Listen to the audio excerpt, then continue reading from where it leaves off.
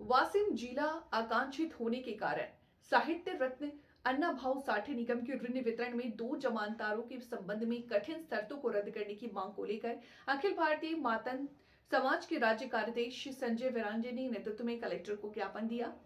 साहित्य रत्न अन्ना भाऊ साठे वितरित करते समय ऋण वितरित करते समय ये आयोजन किया गया, जिसमें कार्यालय के प्रमुख को गारंटी संलग्न करनी होती है। मातंग समाज में नियोजित लोगों की संख्या उंगलियों पर गिनने से बहुत कम है, इसलिए उधारकर्ता के लिए एक नियोजित गारंटर प्राप्त करना मुश्किल है। इसके अलावा समाज में बहुत कम लोगों के पास खेती है और कोई भी ऐसी स्थिति में जमानत लेने की हिम्मत नहीं करता। कृषि किसान किसी भी प्रकार का वैकल्पिक ऋण या किसी भी तरह से लाभ नहीं ले सकता है, चूंकि ऋण प्रकरणों को स्वीकृत हुए 15 दिन से अधिक का समय हो गया। लाभार्थी द्वारा अनुमोदन पात्र तो 2 दे दिया गया, परंतु कोई गारंटर उपलब्ध नहीं होने के कारण गारंटर के दस्तावेज साहित्य रत्न अन्ना भाऊ साठे निगम को ऋण हेतु प्रस्तुत नहीं किए गए। वाशिम जिले में ऋण वितरण का लक्ष्य उद्देश्य पूरा होने की संभावना नहीं है। ऐसे में अगर सरकार वाशिम जिले के मातंग समुदाय के कर्जदारों को लाभ देना चाहती है तो गारंटर की शर्त को रद्द करने की मांग की गई है। पैरागड राज्य कार्याध्यक्ष अखिल भारतीय मातंग संघ आज रोजी जिल्हाधिकारी मॅडमच्या माध्यमातून आम्ही महाराष्ट्राचे मुख्यमंत्री सामाजिक न्याय मंत्री यांच्याकडे अत्यंत महत्त्वपूर्ण मागणीसाठी आलेलो आहोत।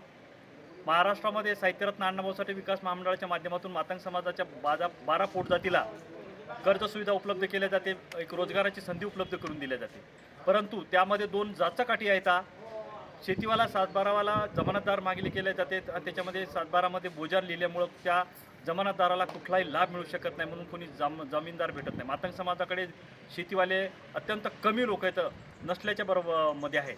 तसेच नोकरीवाला जमानतदार ज्याचं 50 वर्षाच्या आत वय पाहिजे आणि मातंग समाज हा अतिशय सुशिक्षित बेरोजगार असलेला आणि उपेक्षित असलेला समाज असल्यामुळे त्यांच्याकडे नोकरी असलेली नातेवाईक मिळत नाही आणि त्यामुळं या योजनेची अंमलबजावणी करण्यासाठी 2 जामीनदार मागितले, हे जामीनदार उपलब्ध होत नाही। मागील 20 दिवसापूर्वी वाशिम जिल्ह्याचं 65 योजनेचं टार्गेट आहे।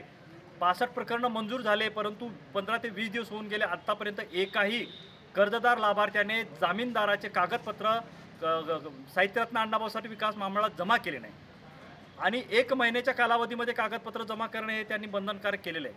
अशा परिस्थितीमध्ये ही अट जर शिथिल केली नाही तर वाशिम जिल्ह्यातल्या एकाही व्यक्तीला लाभ मिळेल का नाही किंवा मिळण्याची शक्यताच नाही।